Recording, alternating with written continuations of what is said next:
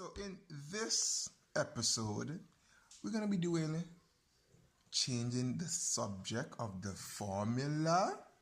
What? Alright, so we're going to start with a basic example, something that you would know. 3x plus 2 equals 17. You're asked to make x the subject of the formula.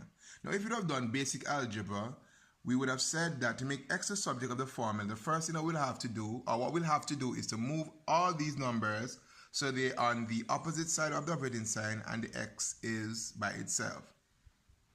Now, how do we do that? Alright, so the first thing we'll have to do is let's work our way into the x.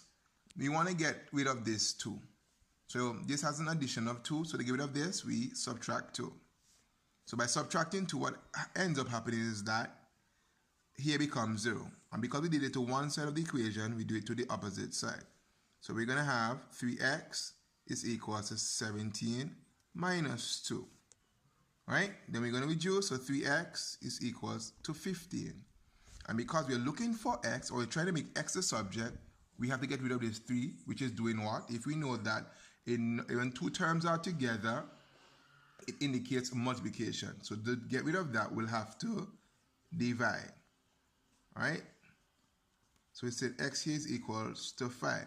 Now what we did here was to solve for the value of x. Okay? But what if there's no solution? There's no solution, but you're still asked to make something the subject. Now what do? What we not do is to be frustrated. So our first problem here is s is equals to a t squared. And we're asked to make a the subject.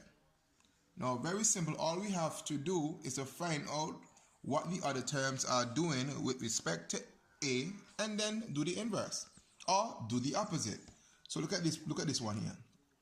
With respect to a, this t is multiplying. So the opposite of multiplication, to get rid of it, we would have, so let me write it here, s is equals to a t squared. To get rid of this, which is multiplying, we just divide.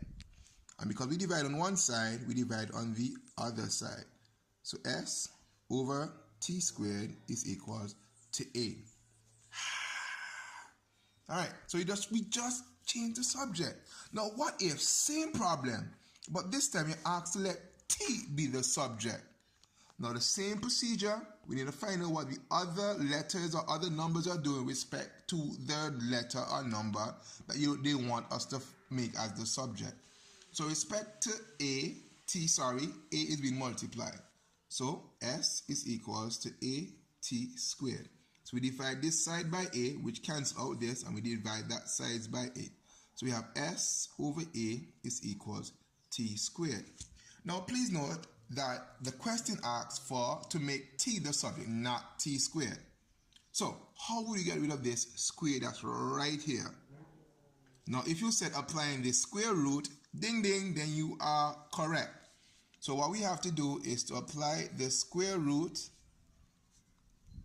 to both sides, square root, and that cancels out that. So our final answer is the square root of s over a is equals to t. Alright, let's look at another problem here. So we have here again, a is equals to pi r squared. This is a very common one, the area of a circle, for those that don't know. So on this side, we're going to make r the subject. We make r the subject. So we checked out what pi is doing with respect to r, which is multiplication, and we divide it. So we have a over pi is equals to r squared. And like the previous exercise, because we're looking to isolate the r, we need to get rid of the square. So to get rid of the square, we apply the square root. So the square root of a over pi is equals to r. And the last problem we're going to do today, we have v is equals to pi r squared h. Alright, so of course you know I'm going to let us make r the subject. R the subject. So what we do, we check, see what pi is doing, what h is doing. Pi with respect to r is multiplying. So I'm going to do this one in steps. Pi r squared h. So to get rid of the pi, we divide this side by pi, and because we divided the right side by pi, we also divide the left side by pi. So we have v over pi is equals to r squared h. Now to get rid of the h is doing what? Multiply. So to get rid of the h, we divide. So what we have on this side is pi. We have r here. H comes down here because it's dividing.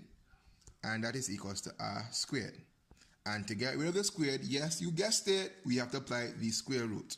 So the square root of v over pi h is equals to r. So there you have it. Changing the subject of the formula, it's not as scary as it appears. All we have to do is to check and see what the other constants are doing with respect to the one that we are looking for, and we just flip the script. Peace.